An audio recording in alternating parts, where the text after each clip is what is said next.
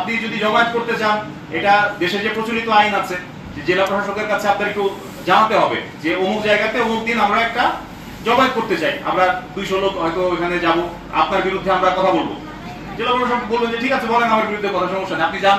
ওই যে কি বলে এই জায়গার নাম কি, ঝাউতলা, চটপটি বিক্রি হয় যেখানে, ঝাউতলায় তারা বললেন আমাদের জেলা প্রশাসক মহোদয় উনি ভালো মানুষ না, আমাদের সেনা কমান্ডার যিনি উনিও ভালো মানুষ না, এসপি সাহেবও ভালো মানুষ না, বললেন অসুবিধা নাই তো। গণতান্ত্রিক অধিকার যেটা আছে সেটা আপনার জন্য আছে, কিন্তু লাঠি নিয়ে, অস্ত্র নিয়ে শোডাউন করা, এলাকার শান্তি শৃঙ্খলা বিঘ্নিত হয়, এই ধরনের কোনো কর্মকাণ্ড করা, এগুলো করা যাবে না। আপনি বুঝাতে পেরেছি? রাজনৈতিক কর্মকাণ্ড শান্তিপূর্ণ হতে হবে, এবং যারা রাজনৈতিক নেতা আছেন আপনারা বাতাসটা বোঝার চেষ্টা করেন।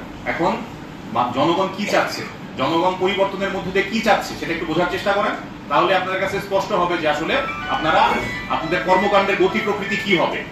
এটা আপনাদের প্রজ্ঞা দিয়ে, আপনাদের অভিজ্ঞতা দিয়ে আপনারা নিশ্চয়ই আপনাদের গতি প্রকৃতি ঠিক করতে পারবেন, কিন্তু একটাই শর্ত, এলাকার আইন শৃঙ্খলা ভঙ্গ করা যাবে না।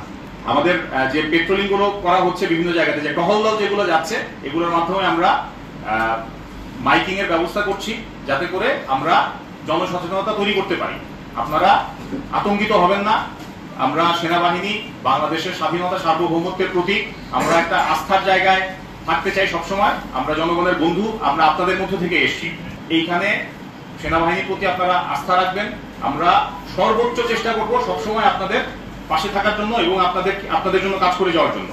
এর বাইরে আমাদের যে কেন্দ্রীয় কারাগার আছে এবং কেপিআই গুলো যেগুলো আছে, কি পয়েন্ট ইনস্টলেশন, এগুলা নিরাপত্তা আমরা দেখছি, এগুলো টহলের মাধ্যমে নিশ্চিত করা হচ্ছে যাতে করে কোনো নাশকতাকারী এখানে কোনো ধরনের আইন শৃঙ্খলা ভঙ্গ করতে না পারে এবং কোনো ধরনের নিউজের হেডলাইন না করতে পারে। আমাদের ট্রাফিকরা অলরেডি কাজে চলে এসেছে। ট্রাফিক পুলিশরা যতদিন ছিল না ততদিন আমাদের ছাত্র ভাই বোনেরা চমৎকার কাজ করেছে। আমি মাঝে মধ্যে রাস্তায় এদের সাথে অনেকের সাথে দেখা হয়েছে, আমি গাড়িতে কিছু চকলেটের বক্স রাখতাম, এদের সাথে দেখা হলে থামিয়ে চকলেট দিতাম। কেউ আছো নাকি চকলেট পাইছো এরকম? আচ্ছা, পাই নাই পারি, আচ্ছা ঠিক আছে, পরে চকলেট দেওয়া হবে তোমাদেরকে। আচ্ছা, তো আমার এখন ট্রাফিকটা যেহেতু চলে এসেছে, আমরা চাই কোমলমতি ছাত্র যারা আছে, যারা একটু সিনিয়র, যারা কলেজে পড়ে, যদি প্রয়োজন থাকে তারা করতে পারে। বাচ্চারা যারা আছে, যারা স্কুলে পড়ে বা করে, এটা তাদের জন্য একটু ঝুঁকিপূর্ণ, তারা স্কুল খুলে গেছে, পড়াশোনাতে চলে গেলে ভালো হয়। ছাত্রদের নেতৃত্ব যারা বিশ্ববিদ্যালয়ে পড়ে, কলেজে পড়ে, তারা আছে, তারা যতদিন প্রয়োজন পড়বে তারা থাকবে, কোনো অসুবিধা নেই, আমরা সবাই মিলেই কাজ করব। কর্মকাণ্ডের ব্যাপারে আবার একটু বলছি যে আপনারা এর মধ্যে একটা কর্মকাণ্ড হয়ে গেছে যে ব্যাপারে আমরা অবগত ছিলাম না, ক্যাম্পও অবগত ছিল না, জেলা প্রশাসন অবগত ছিল না। আপনারা দয়া করে আগেই বাংলাদেশে যে প্রচলিত নিয়ম আছে যে চিঠির মাধ্যমে জানানো, একটা কপি ডিসি সাহেবের অফিসে পাঠাবেন, একটা সেনা ক্যাম্পে পাঠাবেন।